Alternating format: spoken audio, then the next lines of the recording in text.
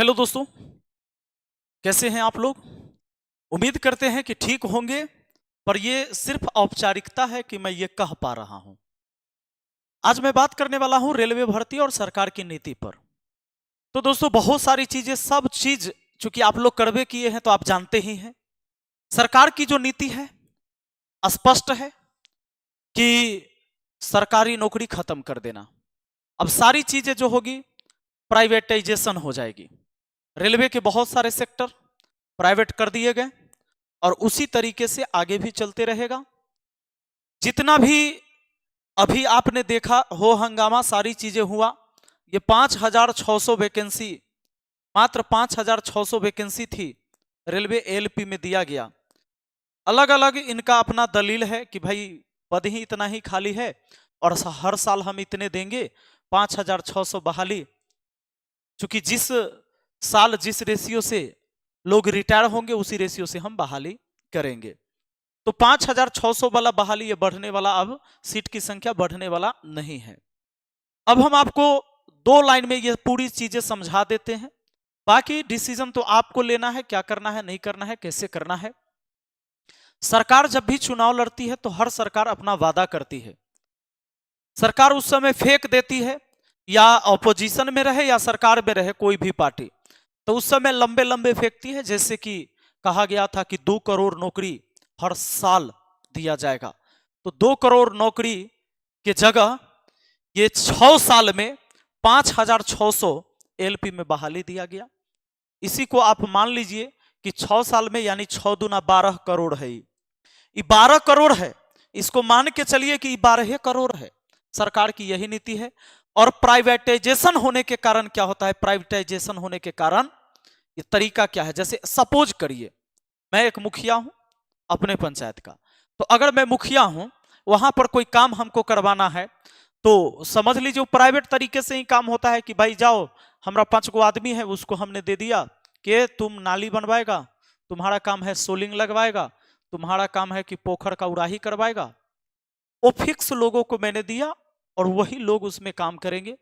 उसके अंदर वो लोग काम करेंगे जिसको वो चाहेगा। तो जब चीजें, ये क्या है, यही हो गया प्राइवेटाइजेशन। मतलब मैंने किसी को दे दिया काम, वो अपने हिसाब से आदमी उसमें रखेगा।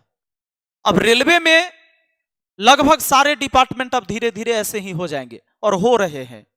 इसमें होगा क्या कि जो सरकार के लोग होंगे, जो उनके खास लोग होंगे, उनको कुछ काम दे दिया जाएगा कि भाई ये आपका काम है, ये आपका काम है, ये काम आपका है, और उसमें वो अपने हिसाब से लोगों को रखेंगे। पर एक गरीब, एक मजदूर, एक किसान, एक मिडिल फैमिली के बच्चे जो होते हैं, इनके बच्चे, चूंकि इस फैमिली का पहुंच वहां तक नहीं होती है कि सरकार से उसको टेंडर मिल जाएगा। मतलब आपके पिताजी का औकात नहीं है कि आपके पिताजी को एगो टेंडर मिल गया कि एक राजधानी एक्सप्रेस में बेड सीट का सफाई करने का या धुलवाने का टेंडर आपको मिला। ये आपके बस की बात नहीं है और ये संभव ही नहीं कि सबको दिया जाए। तो आपके पिताजी का पहुंच वहां नहीं है, इसीलिए आपको जॉब वहां नहीं है। अब प्रतियोगी परीक्षा देकर जाने से क्या होता था कि प्रतियोगी परीक्षा पास करके जब बच्चे जाते थे तो उसमें सबको परीक्षा लिया जाता था, जो योग्य होता था वो पहुंच जाता था। तो ये सारी चीजें हैं कि अब आपको अपने आप को साबित करना है, और वो भी साबित करने का जगह नहीं दिया जाएगा आपको। इसका मतलब है कि प्राइवेटाइजेशन पूरी तरह से धीरे धीरे रेलवे हो जाएगी। ये सरकार युवाओं के प्रति न जाने ये कौन सी भड़ास निकाल रही है या कौन सा बदला ले रहा है कि बच्चों के साथ इस तरह की चीजें हो रही हैं, और कोई इसको न समझने वाला, न बुझने वाला है, न कोई बताने वाला है। ठीक है, मीटिंग हुई, कई सारी मीटिंग हुई, शिक्षकों की मीटिंग हुई रेलवे भर्ती बोर्ड के अधिकारियों के साथ, पर उस मीटिंग में बस यही बात हुआ दोस्तों कि जो सरकार चाहती थी अपने अधिकारियों को बताई और जाके आप सूचना दीजिए। हम लोगों को खाली सूचना दिया गया है, यह बात जान लीजिए कि सरकार क्या करती है उसकी सूचना दी गई। एक तरफ सरकार खुले मंच पर खड़ा होकर कहती है कि हम 2 करोड़ हर साल नौकरी देंगे, और एक तरफ उनके ही अधिकारी कहते हैं कि सर सीट तो इतना ही खाली है, हम इतनी ही वैकेंसी निकाल सकते हैं और मेरा कोई पावर नहीं है इसमें। हमें जो आदेश मिलता है हम उसको फॉलो करते, और सही भी है। आप भी अगर जॉब में रहेंगे, आप सरकारी व्यक्ति हैं, सरकारी नौकरी में हैं, तो आपको ऊपर के जो आपके डिपार्टमेंट का आदेश होगा आपको उसी को फुलफिल करते रहना है, इसमें कोई गलती नहीं है।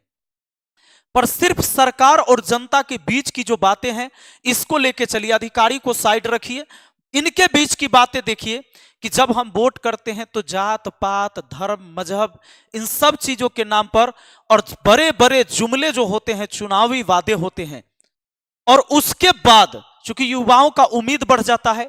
आज अगर कम से कम बात करें तो एएलपी में 80 लाख से कम फॉर्म नहीं भरे जाएंगे। सिर्फ चूंकि आईटीआई, अगर आईटीआई पॉलिटेक्निक बीटेक वाले ये फॉर्म भरेंगे तो 80 लाख से कम लोग इसको फॉर्म नहीं भरेंगे, क्योंकि आपने देखा था ना 2018-19 वाला बहाली, जिसमें 1 करोड़ से ज्यादा लोग, 1 करोड़ 20 लाख से ज्यादा लोग फॉर्म भरे थे। अब 6 साल में बहुत सारे लोग विद्यार्थी जो तैयारी कर रहे थे उन्होंने आईटीआई भी कर लिया कि एलपी टेक्नीशियन की वैकेंसी लास्ट टाइम में आएगी, आई, और इससे कम फॉर्म नहीं भरे जाएंगे। इस बात को ध्यान रखिएगा मेरे दोस्त। मैं एक बात और बता दूं, अगर आपको लगता है कि मैं अपने लिए बोल रहा हूं तो मुझे कोई जरूरत नहीं। आप 2018 और 19 से उठाकर देख लीजिए, उस समय मैंने पढ़ाया था, वैकेंसी थोड़ी ठीक ठाक थी, पढ़ाया। उसके बाद से 6 साल में रेलवे के लिए स्पेशल मेरा एक भी वीडियो नहीं, जबकि रेलवे के विद्यार्थी मेरे साथ लगातार जुड़े रहते हैं। इतने भारी संख्या में आज अगर 52 लाख विद्यार्थी जुड़े हुए हैं तो नहीं तो स्पेशल रेलवे की तैयारी करने वाले 40 लाख विद्यार्थी हमारे साथ जुड़े हुए हैं। लेकिन 2018-19 से बाद मैंने आज तक एक बार भी आपसे नहीं कहा था कि सरकार इतनी वैकेंसी दे देगी, इतना आ जाएगा, क्योंकि हम लोग जानते हैं सरकार की नीति क्या है। सरकार की सीधी सी नीति है, सब कुछ हो जाए ठेकेदार, और ठेकेदार ठेका किसको मिलेगा?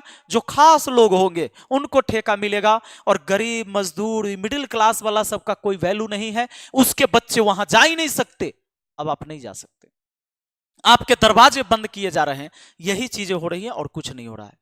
तो दोस्तों मैं आपको बता दूं कि उस टाइम से मेरा कोई भी बैच नहीं है। अरे पेड कोर्स छोड़ो, मैंने फ्री में नहीं पढ़ाया है, यूट्यूब पर नहीं पढ़ाया मैंने, और अब तो हमारी हिम्मत ही नहीं हो रही कि मैं आपको इस चीज के लिए तैयारी करवाऊं। मैं तो यह भी कहने आया हूं कि हो सकता है कि मैं क्लास नहीं लूंगा मैं इसका क्लास, ये हो सकता है, क्योंकि इस तरह की जो नीति है और इसमें हम बच्चों को बर्बाद करें, आपको बरगला के, ये अच्छी बात नहीं है। और किसी भी शिक्षक को बहुत पहले से ये ढिंढोरा पीटने की कोई जरूरत नहीं थी। 1 लाख सरकार वैकेंसी दे देगा तो 70,000 दे देगा, तो 75,000 दे देगा, और बच्चे रात दिन यहां लगे रहते हैं। और सरकार को अपनी नीति साफ कर देनी चाहिए कि हम नौकरी देने में सक्षम नहीं है, हम समर्थवान नहीं है कि हम आपको सरकारी नौकरी देंगे। ये देश का युवा जो बर्बाद हो रहा है ना, ये बर्बाद नहीं होता। कह दीजिए कि पढ़ाई लिखाई करने से हमारे यहां जगह नहीं मिलेगा, लोग सोच लेगा भाई कुछ भी करेगा। अपना जीवन जीने के लिए हर व्यक्ति कुछ ना कुछ तो करेगा, पर सरकार ये कभी साफ नहीं करेगी। इस बात को याद रखिएगा, मैं आपको खुला चैलेंज देता हूं। सरकार कभी ये नहीं कहेगी कि मैं नौकरी नहीं दूंगा। आ रही है चुनाव, आपसे किए जाएंगे वादे, और बड़े बड़े वादे किए जाएंगे, और फिर आप वोट करेंगे, पक्का करेंगे। आपको सोचना है, आपको समझना है, आपका भविष्य आपको तय करना है। लेकिन जिस समय आपको भविष्य तय करना होगा उस समय आपको यह सब बुद्धि हेरा जाएगा। आप उतर जाएंगे जात पात धर्म मजहब, इन चीजों में उलझ जाएंगे, ये सब पीछे छूट जाएगा। और मैं फालतू आदमी हूं, मैं ये सब बात कर रहा हूं आपसे, क्योंकि आपके ऊपर कोई असर नहीं पड़ने वाला है। चलिए, और मैं सीधे से बता दूं कि हमारी हिम्मत नहीं हो रही कि 5,600 बहाली के लिए हम आपको कहें कि तुम लग जाओ रात दिन।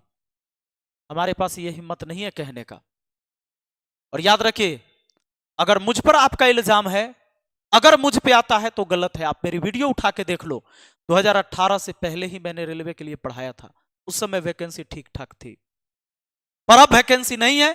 2018 के बाद कोई अनुमान लगा के मैंने क्लास नहीं लिया है, न यूट्यूब पर न हमारे ऐप पर, कहीं कोई क्लास नहीं है। चलिए मिलते हैं फिर हम। धन्यवाद।